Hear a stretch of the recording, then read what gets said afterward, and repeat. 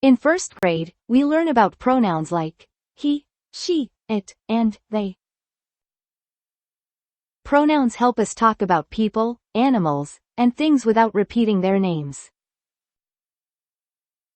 For example, instead of saying, Emily loves cats, we can say, she loves cats.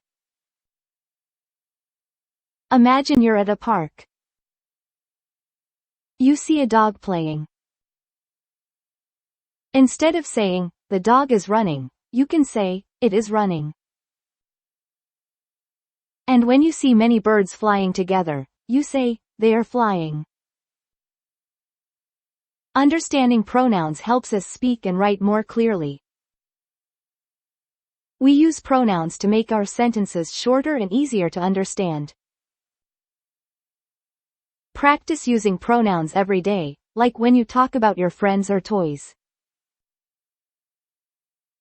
Enjoy learning how words can make our stories more interesting.